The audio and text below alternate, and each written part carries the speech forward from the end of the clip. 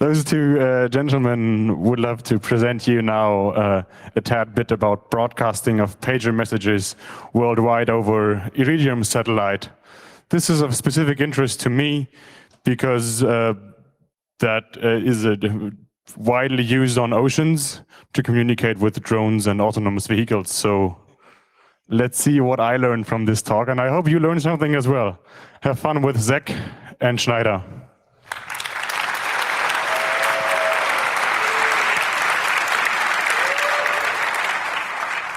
Right. Thanks for coming out here. And we only have half an hour, so this will be rapid fire of slides. And we will publish everything we have after this talk, so don't be afraid if you don't get everything right now. So what is this talk about? It's about Iridium pagers.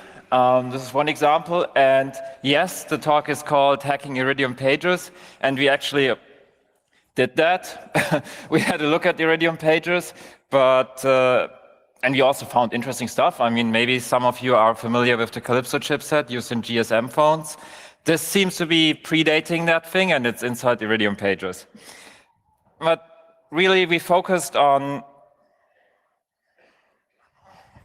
Thank you. The air interface to Iridium satellites. This is an Iridium satellite. It flies across the Earth, and it sends down lots of interesting things. Part of them are Iridium pager messages. And why would you look at Iridium pagers now? Well, the interesting thing about Iridium pagers is that they're completely passive. The Iridium network does not need to know where a pager is exactly. It only needs to know roughly where it is. There are maybe 8 zones in the US and country-wise in Europe, and there are even larger zones for message delivery. For example, half of Europe or something like that. You could travel around in Europe and always receive Iridium pager messages. Why is this interesting? Now, given the talk yesterday, you know that basically anyone with access to SS7 can track cell phones. Do you want to be tracked? I don't think so. Do you want to be notified if something happens and you get that message basically instantly? I guess so. Iridium pagers are an option to do that. Now, some basics about the Iridium network. It needs at least 66 active satellites. They're in low Earth orbit. They're constantly circling the Earth. You can see a satellite for roughly 8 minutes at a time when it comes up at the horizon and goes down at the horizon again. And the orbits go over the poles. So you have absolute global coverage with Iridium. Iridium is located somewhere between GPS and GSM.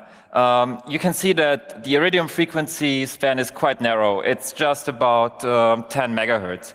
Compared with GSM, it's nothing. It's not a lot. So you can capture the whole Iridium frequency span with a single SDR with no trouble. The band itself is partitioned in a lot of sub-bands, and lots of them are used for transmitting voice and data communication, all of that stuff. But there are also some special channels in the upper part, which are potentially only downlink from the satellite to Earth. And we are focusing on the primary messaging channel. This is used for Iridium pager messages. So one part of this talk is also that, when we started working on this 9 months ago while driving to some CCC event, we thought SDR, well, okay, we can try it and have a look at it, but this SDR stuff, isn't that really hard math? And anyways, everything is encrypted anyways. But the thing is, why even bother? But the thing is, it's not. All of these systems, a lot of these systems are unencrypted, and SDR is not really that hard. I had some theoretical background from university. I've never applied it. It's years ago, and now looking back, I can say you should look at SDR. You should look at satellite communications and everything, all of this stuff. It's not that hard. You just need persistence, a little bit of time, and you need to get used to your tools. But the tools are so available now. For example, of the HackRF, you can generate signals, look at them, test your circuits, look at your tools, simulate stuff. It's really, really amazing. Now, we thought, well, okay, if an Iridium pager can receive pager messages indoors, well, we can do it with an RTL SDR, piece of wire, go outdoors and sniff something. Well, the thing is, that's not the case, really. We had to learn it the hard way. We looked at lots of data and didn't see anything. So luckily at Munich CCC, we had some hardware available. It had some GSM daughter boards, and as you saw, GSM is kind of in the region of Iridium, and the daughter boards were capturing that frequency band, and we also had some quite wide band antenna, with a good directivity, and we tried that. Now, turns out that's also not really the ideal setup. You have to track these satellites, and we learned about circular polarization, which is not used by this antenna. It gives you less gain, and it's not optimal. So we started throwing money at the problem and bought some proper Iridium antenna. You can just buy them. They're off the shelf. They cost around 50 euros if you buy them at Mauser or something like that. We also bought some blocks from mini circuits to block the GSM and GPS signals, and then an amplifier to boost the signal above the noise floor of our receiver. We didn't really know what we're doing, really. I've just bought some blocks. And, well, we went to the roof with this stuff. This is the roof of the Munich CCC, and we have the nice option to just go up there and do anything. Install antennas in the middle of the night and, well, work up there. And behold, we actually found something. Now, you can see two peaks here, and this is frequency versus power. You can see there are two distinctive peaks, and when you look these up from a frequency perspective, you see, okay, one of them is this ring alert, which is used to tell phones that there's a call for them, and the other one is the primary messaging channel. You can see the primary messaging channel is a little bit stronger than the ring alert because the satellites send it with more power, so the pagers can receive the pager messages indoors. You can also see that the peaks they're wide. The reason is that there's a lot of Doppler shift. When these satellites come up at the horizon and go down again, they change their speed relative to you a lot, and that means that there's huge Doppler shifts and changes in frequency also. We didn't at that time really know how to cope with that, but, well, there's a signal. All right. And we looked at it in Baudline, and you can now see time versus frequency, and the color is power. Can you spot the signals? Can you spot a signal? Maybe, yes? So there's a lot in there. And if you zoom in, oh, there's at least 3. So we zoom in more, and we see this. This is actually a signal from Iridium. It's an Iridium packet. And if you dissect this packet and you look at it and you search a few patterns and you realize, okay, there's a preamble and there's a unique word which uniquely identifies Iridium packets there. You can look for this specific unique word which is encoded in this part of the signal and say, yes, we found an Iridium packet. Then there comes a data section and something which we after some time figured out it must be some kind of lead out. It's always the same thing at the end of smaller packets. We don't know what it is, but it's always there. Now, if you massage the signal a little bit and you pre-process it, post-process it, you get to this kind of visualization of the packet. And you can see that there's the preamble, there's nothing going on. There's a unique word which is somehow boringly encoded. There's some entropy in there, but if you really look at the data section, you see that the signal starts to get very weird, and that's because they use 2 different kinds of modulation, basically, in these packets. Now, how much do you have to invest to sniff Iridium and get this kind of stuff? Well, you can go all out. You just buy an USRP B200. That's the cheapest one from Atos, 700 euros. You get just an antenna, 50 euros, and you end up at the 800 euro range. Maybe you want to buy an amplifier, and then you get really good signals. Or you can go the cheap way. Actually, some of the RTL SDRs can go up into this frequency range at 1.6 gigahertz. You need an amplifier, self-built antenna. I have some of these here. I'm not sure if you can switch over to the GoPro, but you can buy these parts here just from Mauser. They're $5 or something like that. You solder on in the connector, no problem. This thing is as good as a commercial Iridium antenna. You can also build your own amplifiers. This thing has a material price of around maybe 5 euros also. Not much money. And we still have to calibrate ourselves a little bit for the RTL SDRs, but you can really work with them. Now, we have the signals from space. What do we do with them? we have to decode them. And Zach is going to talk to you about how to look at these packets, how to make sense of them, and see what we can actually do with Iridium.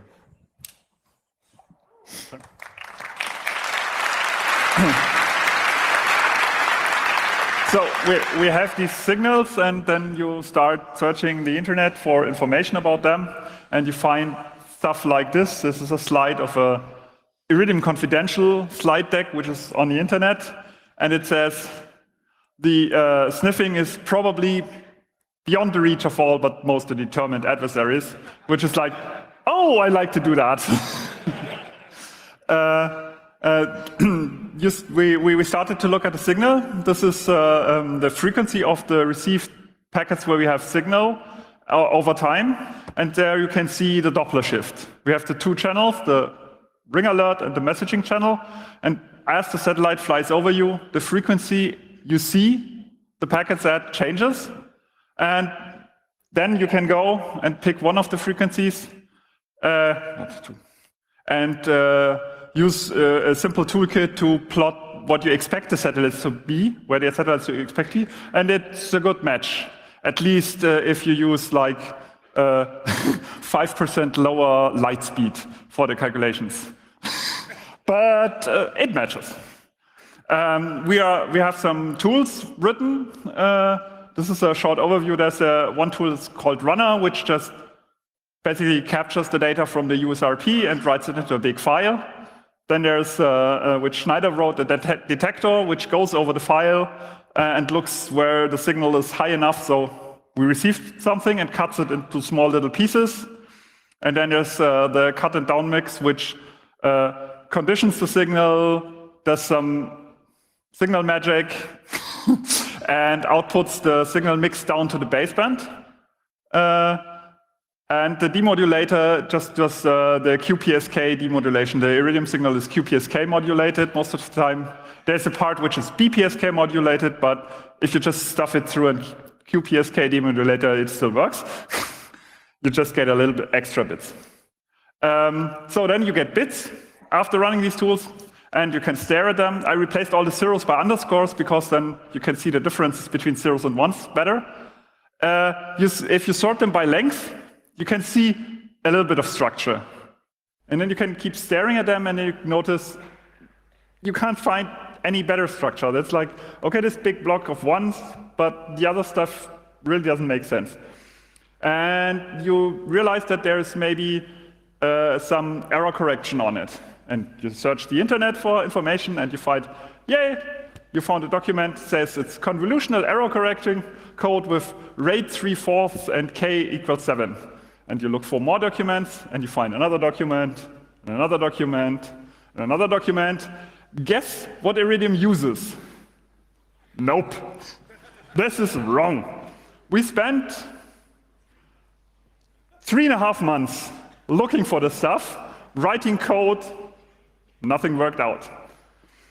Finally, when we ran out of ideas, we started sending ourselves messages with lots of P's, and then a Q in there, so flip one bit, flip another bit with an R, or flip a bit in a different position, and then the differences between the signals, and just note them down, which bits flip, how many bits flip, and stare at them for a long time.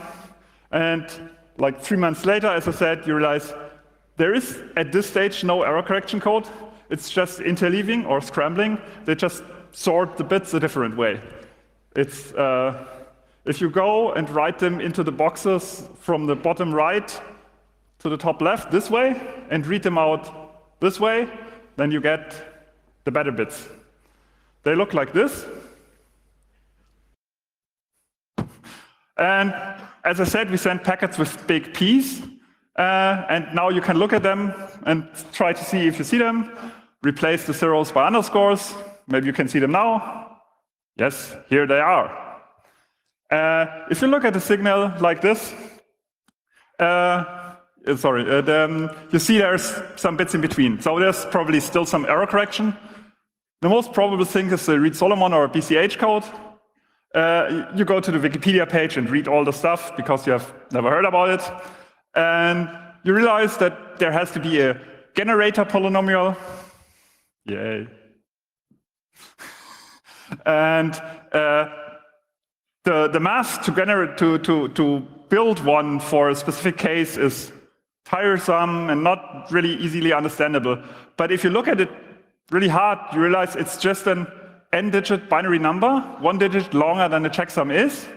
And we had 12 bits possible for the checksum. So brute forcing 12 bits is, well, 2 seconds. Just try it on your packets and you notice, yay, the number 8097 matches for most of our packets. So we found the BCH checksum, which is this polynomial, and it turns out one of the bits is not actually part of the BCH checksum, but it's a parity bit.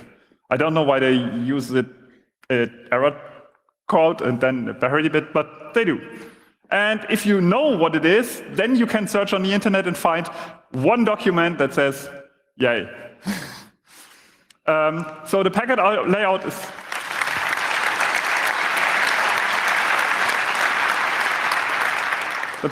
is like this.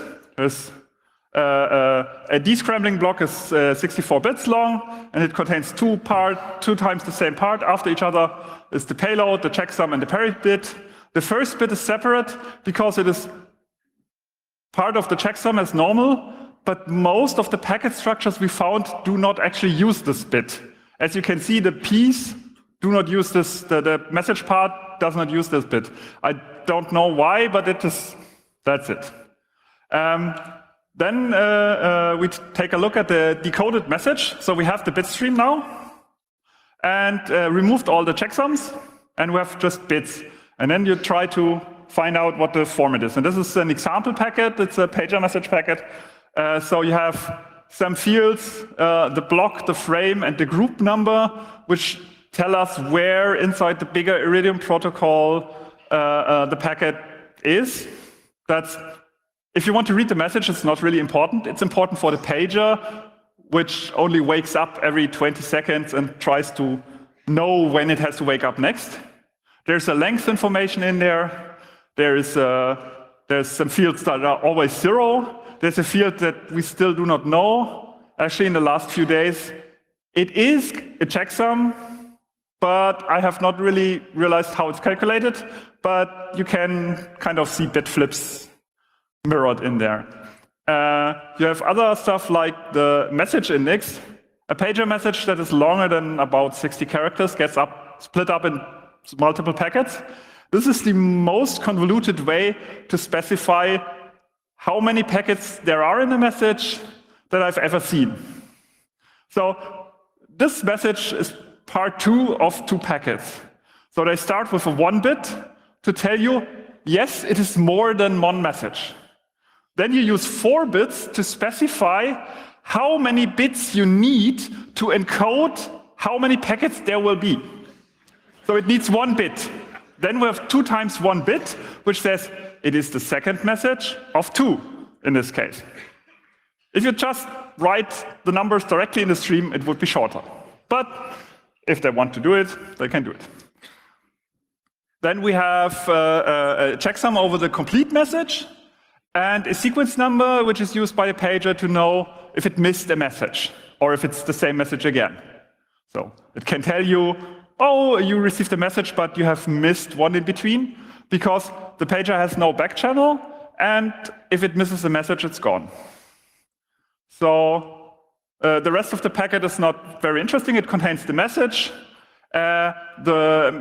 If the message is complete, but the packet is longer, it's filled up with ASCII 3, which is end of text.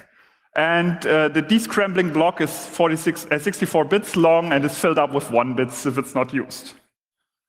So this is the new overview of the tools. After the demodulator, there's a script called Iridium parser, which tries to parse the message into this nice class diagram and has basically messages that contain pager messages or just meta information, and also a first attempt at parsing the ring alert channel messages that is not yet completely complete.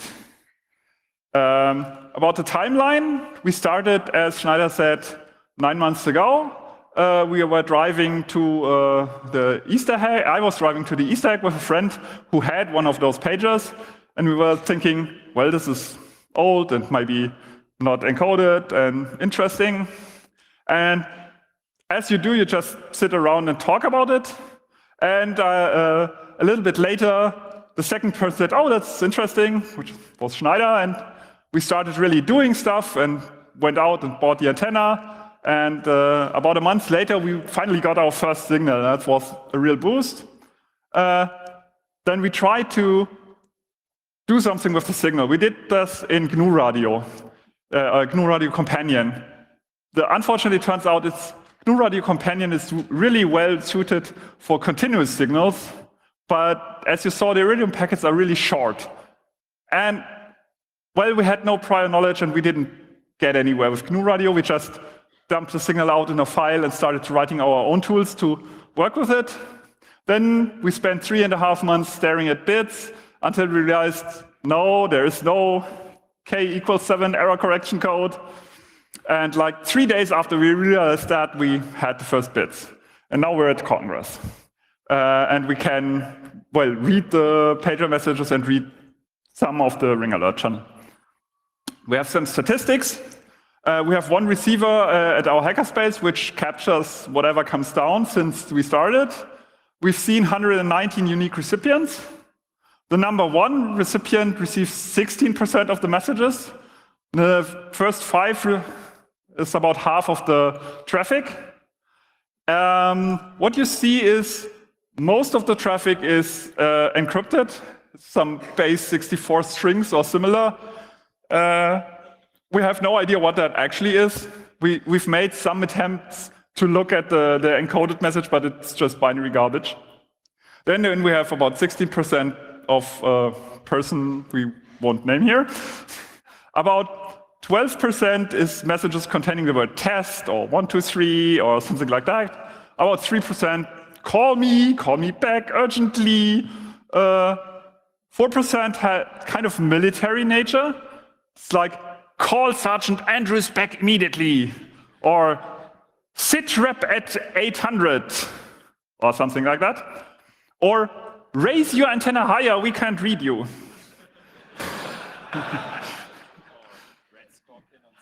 Oh, yeah. If you want to know more about those, come meet us back later.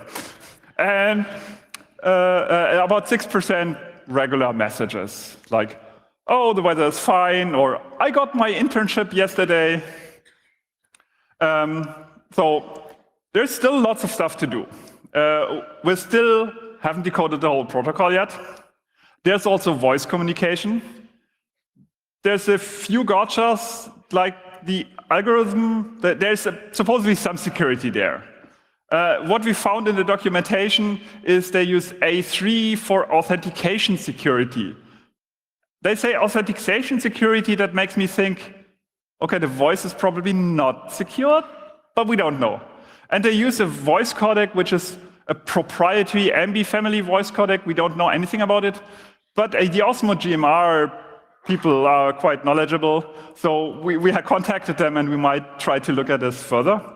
There's also a part called short burst data, which transmits data over the Iridium signaling channel. There are more modern pager-like things which can talk back to the satellites, which do not use the pager channel to transmit the messages, but this short burst data channel. We have not really an idea where it actually is, but we haven't looked at it. But that should be interesting too. It's also used for aircraft communication, stuff like also like Inmarsat. If you remember the stuff about the missing plane, and they said, oh, there was this last ping. Iridium does something similar too, but there's not much documentation out there. And then there's circuit switch data over Iridium, but we haven't looked at that. And we're already coming to an end of the talk. We will be having an SDR workshop for noobs, for people who have no idea about SDR and we want to show it's really not that hard to get started. It will be in 30 minutes in hall 13. Bring your laptop. If you have GNU Radio installed, it's good, but you don't need it. We have a VirtualBox installation. If you're interested about the SDR anymore, there is an SDR corner near Krauswelle, which is, I think, near hall 2. We also have some equipment at our assembly, like an USRP B200 and a network analyzer, a portable one. The code is on GitHub. That's actually a lie. It's not yet on GitHub, but I will push it after the talk. This is a call out to all of you. There is a document called the Iridium System Specification or the Iridium Radio Link Protocol Specification. If anyone happens to have it lying around somewhere, we would really be interested in acquiring this. That would make our life quite a bit easier. There are our email addresses and our PGP fingerprints. We will ask no questions if any of those documents are in our inbox. Also, any other documentation that you might stumble across that is not as public as the rest. And I think that's the end of our talk. Thank you.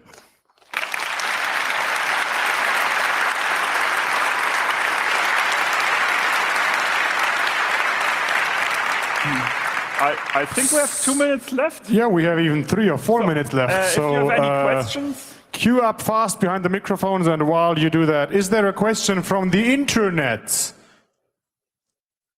One. Awesome. Please, let us hear the question from the internet. Okay, I have to just... question for the speakers. Anything about the legal side of making the pager stream available over the internet?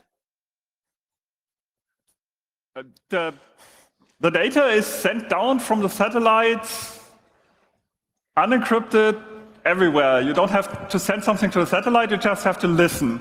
So I don't think actually listening to it is illegal. I don't know if rebroadcasting it would be a problem. I don't think we're going to do that. Yeah, the tools we are don't out plan there. that. The tools are out there. You can listen to it. We're not planning on publishing this data we receive any further. But if you capture your own, you can work with it. Yeah. So we have the station in Munich, and it captures basically everything for Germany. You set up another station somewhere in Germany, you get the same thing. If it's your decision if you want to broadcast anything. So microphone number 3, please ask a short question. Yeah, just a remark. Our foreign intelligence agency says stuff that they intercept from the satellites is actually intercept in space where German law doesn't apply. Thank you. Yes. Thanks, Frank. I mean, you could argue, well, these things are out there in space, and are they owned by someone? Maybe, I don't know. So on microphone 2. Hello? Oh, okay. How do you actually send those messages? Because this is just a pager, so you send them through the internet? Or? That's a very, very good sorry. question. And the interesting thing is that if you have a number of a pager, pagers have numbers, it's associated to their contract. You go to a website of Iridium, the company, you type in that number, you type in your message, you hit send. So That's you can it. basically It's free spam? for you to send messages. As long as you have a valid number, you can send messages. And if it's not a valid number, the web form will tell you.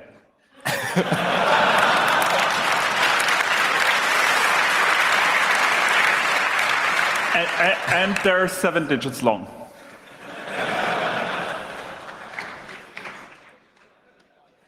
Please remember, all of this stuff is going through US uplinks. And please also remember, anyone can read that.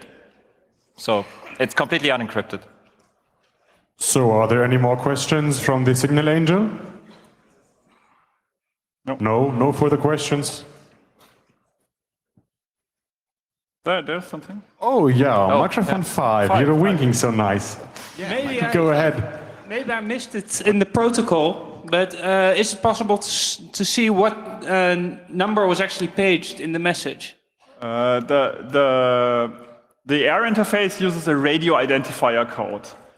We can't map the radio identifier code to a number back. That's done by the company somewhere. Well, not yet. Who knows what's happening on these other channels? Yeah. As far as we know, so you can identify, okay, it's a message to the same person again, but you don't know the number unless you send him something and like a one-time token and see, oh, this number is this radio identifier code. Or you just, if you have a pager, there's a menu where you can read the radio identifier code if you want to. Okay, last question. Microphone 5 again. Okay, only one short. Okay, now it works. Only one short question. Did you try creating packages to page the pager you have? We did not yet try that. Creating a correct packet is not difficult. The thing that's maybe a little bit problematic is, as I said, the pager, to save power, only wakes up every 21 seconds to listen to the satellite, which tells him that there will be a message, and he has to listen at another point to actually get the message. And you probably have to get that packet correct to get the message to the pager, but that should probably be doable in like 2 days of try and error and coding. Yes, and it's no question of signal strength. You will easily overpower the satellite. Yeah, sure. Okay, thank you. Thank you for this awesome talk and Q&A. I would like you to clear the rows now because the next talk is coming up shortly. And